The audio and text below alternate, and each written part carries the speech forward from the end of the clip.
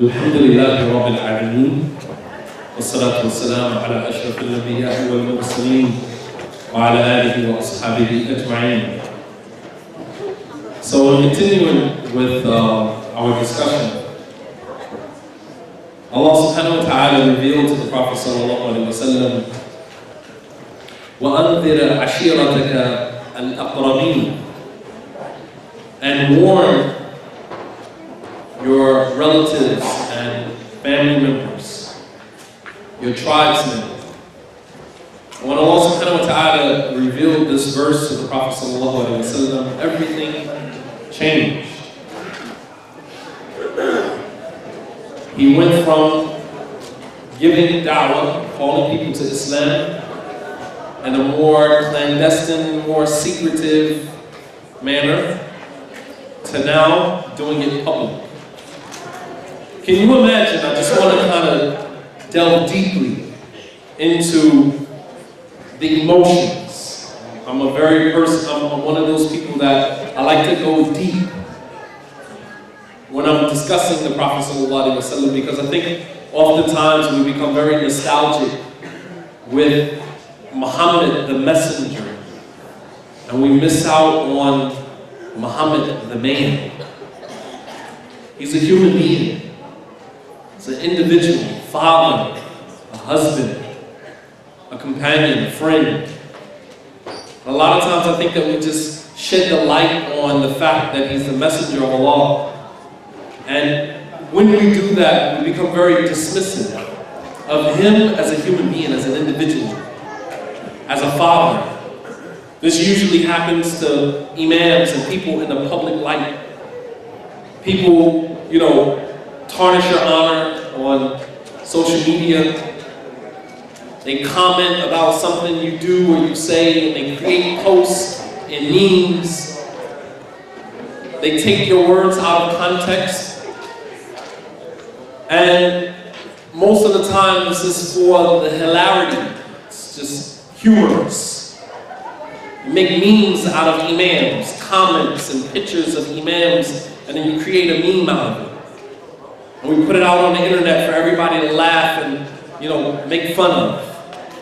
Not realizing that this imam, this individual is a father, is a husband. You see him in the public light as a speaker, Islamic teacher, imam, student of knowledge. But behind that image that you see in public, there's another image to him. There's another side to him. And the next time we decide to openly and publicly shame or humiliate or embarrass someone, think about that person's children when they go online and they see the things that are posted about their father, about their mother. And these are the things that we become very dismissive of these things. The Prophet ﷺ was a father, he was a man. And can you imagine what is going through his mind at this point? There was a comfort zone of giving da'wah secretly, where he didn't have to confront much in that particular phase of the da'wah, because he was trying to avoid confrontation. Going after people who showed an interest in Islam, who had an inclination towards God consciousness, of being awoke. Now he has to take his da'wah to the public sphere, to everybody. And this opens up a whole other door that nothing can prepare you for that. So the next time we read the biography of the Prophet ﷺ, I want us to look at him as a man, as a father, as a husband, and how that impacted him. How did that impact his relationship with his wife? How did that impact his relationship with his children? Because now, people are now about to be persecuted and tortured and killed because his da'wah went from being secret to public. So the Prophet ﷺ stands on the top of Mount Arafah and he calls all of these different tribes. And he tells them, Aslimu taslimu. Accept Islam and be safe. Meaning be safe from God. Submit yourself to God and be safe from God. لا ملجأ ولا منجأ منك إلا إليك. لا مفر من الله سبحانه وتعالى إلا إليك. There's no running from God, only running to Him. There is no running from God, only running to Him.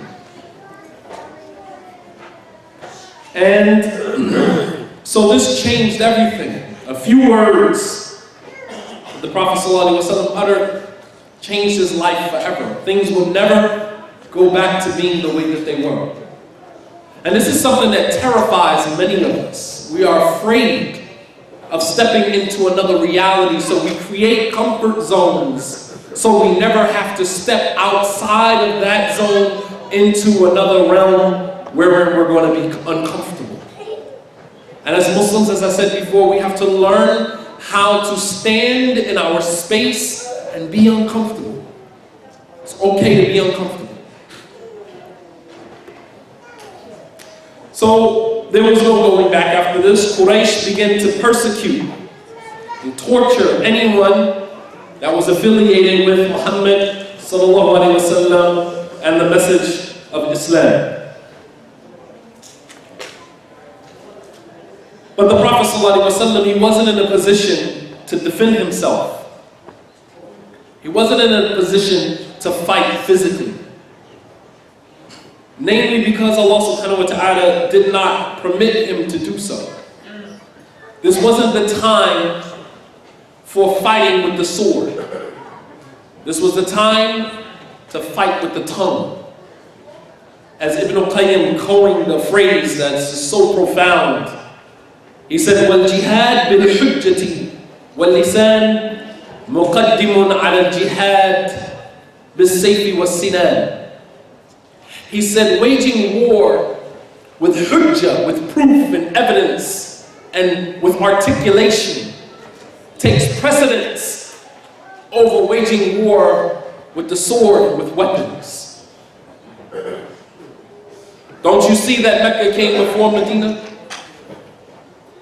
And this puts an end to, the claims of ISIS and all of these deviant groups who attack innocent people under the guise of Islam. This is not Islam.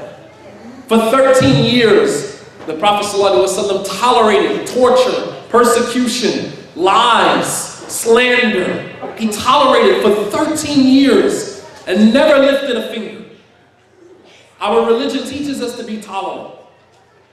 Our religion teaches us to defend ourselves, but to be tolerant. And the Prophet ﷺ, this is what he had to do at that point. Can you imagine someone telling you to hold your hands down and let someone smack you in the face and do nothing about it? See, Christians talk the turn the other cheek, but history has shown us that Christians never turn the other cheek. Islam has taught us to turn the other cheek, and the Prophet ﷺ represented that concept. Allah subhanahu wa ta'ala said, do not fight evil with another evil that is like it. Idfa' billati hiya ahsan. Repel evil with what is better. Because when people fight fire with fire, they usually end up with ashes. No one wins. Everyone takes a loss. There is no wins.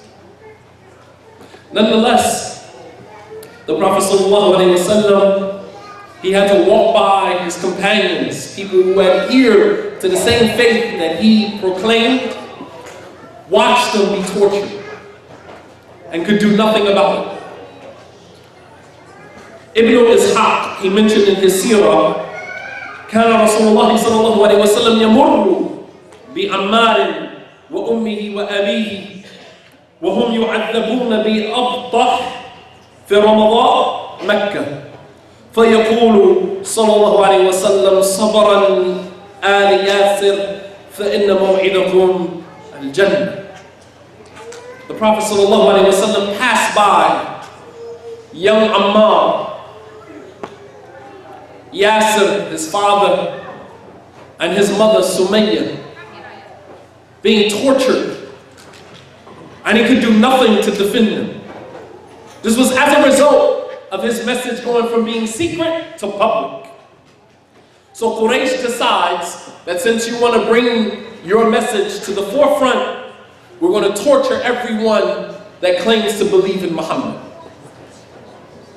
He knew, sallallahu alaihi wasallam, that this was the repercussions of his da'wah. Because for every action there is a reaction. There are repercussions. Actions do not go without repercussions. And he was aware of it. And when we think about the Prophet sallallahu alaihi wasallam, rahmatan lil alameen, as a mercy for all of mankind, how do you think that task, how do you think that weighed on him? Heavy on the heart of the Prophet ﷺ to take his message to the forefront and watch his companions be tortured in front of him and could do nothing about it. He watched Sumayya and her family be tortured, and ultimately Sumayya became the first martyr in Islam, the first one to ever die because she said, La ilaha illallah, my God is one God. It was a woman named Sumayya. She became the first martyr in Islam. And not only this, the Prophet ﷺ suffered even personally within his own home. The Prophet ﷺ, he had a number of daughters, two in particular, that he married before he became a prophet. One of them was Kulthum and the other Ruqayya. He married Kulthum and Ruqayya to two of the sons of the greatest enemy of Islam, Abu Lahab. Abu Lahab had two sons, Utaybah and Utbah. Kulthum was married to Utaybah and Ruqayya was married to Utbah. And when the Prophet ﷺ took his message from being secret to public, Quraysh took it as an insult to their idols.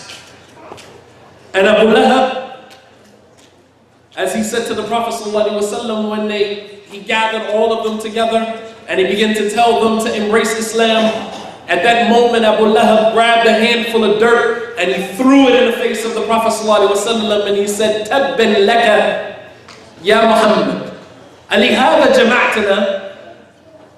He said, curse be your hands, O Muhammad. Is this what you called us here for? To tell us to embrace your faith? This is what you called us here for? And later on, Allah subhanahu wa ta'ala revealed an ayat, Tabbat yada abi lahab wa tab. Curse be the hands of Abu Lahab. When that ayat was revealed, as we said that every action has a reaction. When that ayat was revealed and the Prophet ﷺ made that ayat public, Abu Lahab told his two sons that were married to two of the daughters of the Prophet ﷺ, he said, Ratsi wa ratsukuma haramun in lam tutalliq ibnatay Muhammad. He said, my head against your heads is haram, impermissible, unless you divorce the two daughters of Muhammad. Meaning, we are no longer family if you remain married to the two daughters of Muhammad after verses from his book was revealed about me. Pressure. He told his two sons that if you do not divorce the two daughters of Muhammad, you are no longer my sons. Can you imagine the pressure that put on his sons? And this was a sign, this was supposed to be humiliation for the Prophet ﷺ. When you marry your daughter to the son of a man that you have respect for, this is the merging of two families based upon respect, based upon honor. When that son divorces your daughter for no reason, as a sign of, that's a badge of dishonor and shame in the family. For every culture. No culture welcomes divorce with open arms. It's a shame, an embarrassment. And this is exactly what they were trying to do to the Prophet ﷺ. They were trying to break his spirit. And so they divorced the two daughters of the Prophet ﷺ. Utbah, who was married to Ruqayya, he came to the Prophet ﷺ and he said, Ya Muhammad, kafartu bidinik wa faraqtu ibnatak. He said, I disbelieve in your religion and I divorce your daughter. Take your daughter back. This was all as a result of the Prophet ﷺ taking his da'wah from being from secret to public. Things change. And you have to be able to stand in your space, whether you are comfortable or uncomfortable. If this is what you believe in, then everything that comes along with that is part of the territory. See, we want to embrace Islam, right? And we don't want any confliction, we don't want any confusion, we don't want any drama in our lives. We want smooth sailing. Since when does faith indicate that it's going to be a smooth sail for you? Haven't we read the stories of the prophets and messengers in the Quran? The verses that were revealed in the Meccan period were centered around 3 subject matters. Does anyone know? All of the verses that were revealed in the 13 years in Mecca, those verses were centered around 3 important things. Does anyone know what those 3 things were?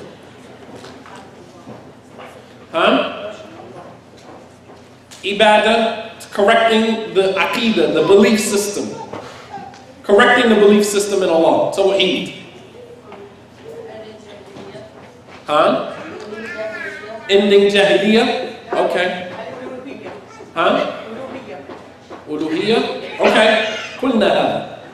والثاني? Paradise and hellfire. Paradise and hellfire. Paradise and hellfire. It gives the believers incentive. If there's anything that motivates a person, it's love and fear. These are 2 emotions that will motivate anybody. A mother will walk through a burning building out of love for her child. Musa's mother, Prophet Moses' mother, threw him in the Nile River out of love. 2 things that will motivate a person quicker than anything, and that's fear and love. The third was the stories of the prophets and messengers.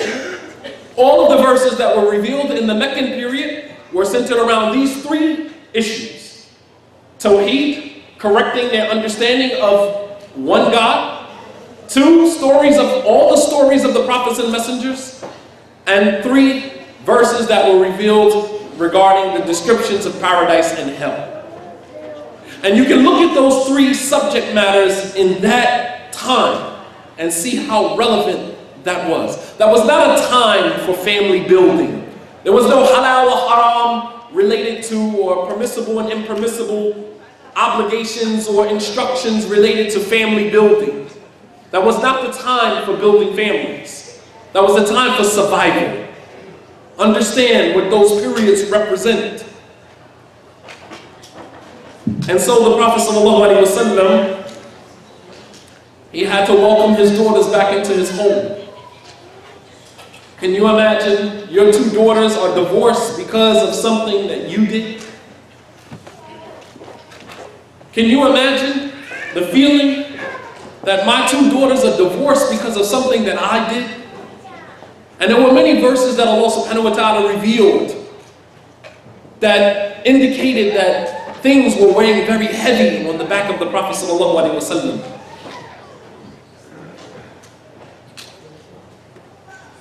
So the Prophet ﷺ, what did he do? He took Ruqayya and he married her to his companion Uthman ibn Affan. And Ruqayya and Uthman were also from amongst that group that made the hijrah from migration from Mecca to Ethiopia. And then from Ethiopia to Medina, and Ruqayya ended up dying the same year of the Battle of Badr, which is why Uthman did not attend the battle, because he was tending to the needs of his wife, who she died that same year. And the Prophet ﷺ then married him to her sister Kulthum. And when Kulthum died, the Prophet ﷺ said, if I had a third daughter, I would marry her to Uthman. Shows you how much regard, how much respect he had for this man. Love makes you vulnerable. Love is the ultimate vulnerability. When you watch movies and you see the bad guys going after a particular individual, what do? They go after the people he loves. Gangsters in gangster movies try to disassociate themselves from girlfriends or friends because they know that their lifestyle requires them to avoid being vulnerable, showing love, because love is a vulnerability. It's a weakness in the eyes of the person that chooses to see it as a weakness. But the Prophet ﷺ, he loved his family, and although it was a vulnerability, he didn't mind standing in his space, whether he was comfortable or uncomfortable. So understand that. Love makes you vulnerable, but we have to be able to stand in our truth without apologizing, despite our love. So in ending, when all else failed, they went to the Prophet ﷺ's uncle, who raised him. And they went to him and they told Abu Talib, go to your nephew and try to talk him down. We've caused our sons to divorce his daughters. We've killed some of his companions. We've slandered his name, all to no avail. He still didn't stop. So our last straw, before we take it up to another notch, which is to put a bounty on his head and just remove him altogether, we'll make one last attempt to get him to stop. And so what did they do? They appealed to his uncle, Abu Talib. So Abu Talib goes to his nephew. Listen to this conversation. This is an uncle and a nephew, an uncle slash father. This is his father's brother who raised him. And he said to him, Ya ibn akhi, inna qawmaka kaja'uni faqalu kada wa kada. He said, oh my nephew, your people have come to me saying this and that, such and such and such and such. He said, فَأَبْقِي عَلَيَّ وَعَلَى نَفْسِكَ وَلَا تَحْمِلْنِي مِنَ الْأَمْرِ مَا لَا أُطِيقُ. He said, so leave room for me and for you to reconcile this situation. And do not put me in a situation that I can't get you out of. Don't put me in a situation that I can't get you out of. And the Prophet ﷺ is thinking at this moment that his uncle, like everybody else, is turning his back on him.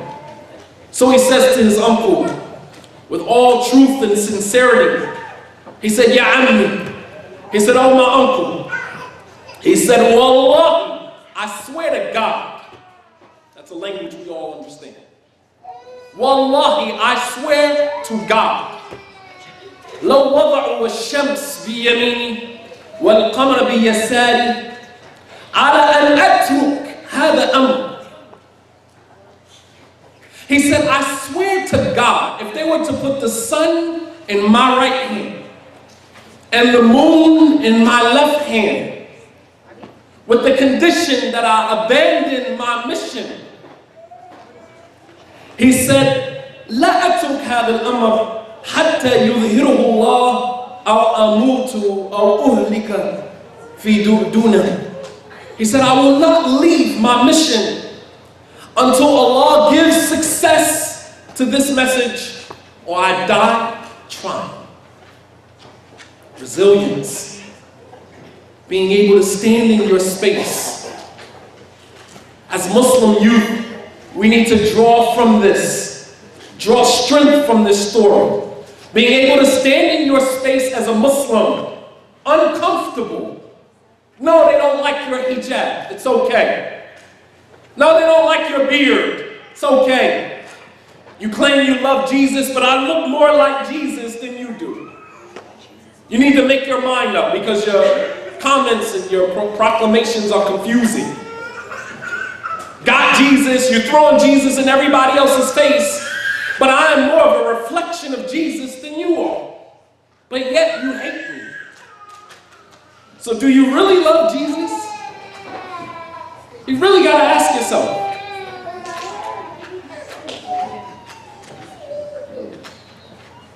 The point that I'm making is that Muslims, we have to be comfortable in our space. People are not going to like us. People are not going to like our message. People are not going to like what we stand for. People are not going to like how you dress. And that is okay. People are not going to like your hijab, sister. They may want to pull it off. They may talk about it. They may ask you, are you hot? They may ask you, why do you have on all of these clothes? You're not in Saudi Arabia. You're not in some other foreign country. You live in America. And you have to be able to stand in your space and be okay with that. It's okay. You don't like my hijab. That's okay. You are entitled to your opinion. You have to be okay with that. Because if you are not okay with who you are as a Muslim, nobody else will be okay with who you are as a Muslim. It's the same thing as love. How do you, in a relationship, try to convince somebody to love you when you don't love you? How do you expect me to love you when you don't love yourself?